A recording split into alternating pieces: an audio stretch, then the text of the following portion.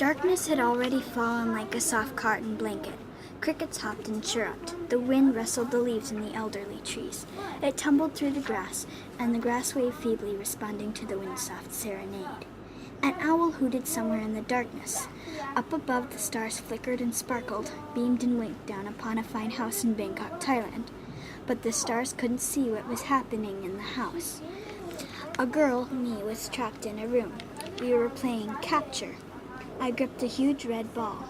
Before I could throw it at my captors, Sam, Raymond, and my brother Lorian, Sam kicked it out of my hands. Flying through the air like a rocket, the ball hit the wall and ricocheted off, right into the enemy's hands. In a desperate attempt to escape, I bolted to the door, wrenched it open, and was just about to escape when the boys hit me with the force of a bomb. Some pushed the door closed, others tugged brutally at my shirt and arms. Without warning, a stab of pain seared through the hand that was opening the door. "Stop," I yelled. "Stop, I'm hurt." I pulled my hand out of the door and examined it, much like a gold sifter would examine his pail for any trace of glimmering gold. There was a small cut on my hand, and part of it was swelling. I don't know how I escaped, but pretty soon I was in the kitchen telling my mom I had something important to tell her. "Mom, please hurry, it's important," I told her. Finally, we were in the bathroom. The door was closed because I didn't want all the adults saying, "You poor thing." Mom did say that.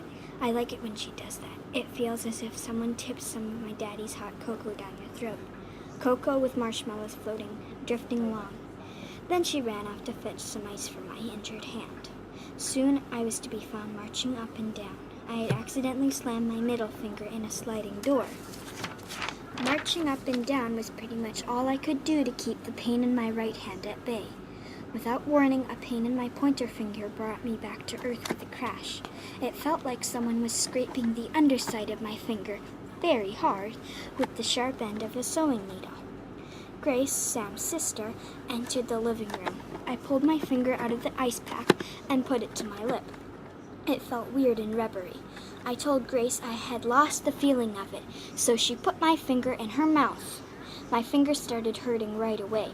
I could feel Grace's tongue licking my finger. It felt slimy like a slug, walloping around in the cold, lonely darkness of her mouth. I pulled the finger out of Grace's mouth, wiped it off of my t-shirt, and put it back in the ice pack. I was aching, I was tired, I was also miserable and annoyed.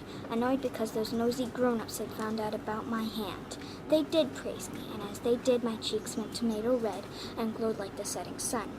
Finally, I escaped and went upstairs to start an exciting and awesome new game. And outside the fine house in Bangkok, Thailand, the bats soared around, dipping and diving in time to the wind's fierce serenade. It sang of Indians dancing wildly around their campfires, waving brackets of fire, their moccasin-clad feet beating on the dry dust-strewn earth. Some wearing animal masks, the beautiful beads, the unique wood, the etchings in their faces, and the firelight flickering past, dancing. And then it changed. It sang of snowy mornings, of bluebirds hopping about looking for worms. It also sang of great icy forests, trees smattered with silvery snow, and icicles dangling from their branches. It sang of mustangs running across creeks and ponds, their hair whipping out behind them, water, soaring, flying, gliding away from their hooves. And it kept singing, and the crickets kept hopping, and the frog kept croaking, and no one tried to stop the wind playing its mournful tune, turning over memories of long ago and putting them back in the treasure chest that had held them captive for so long.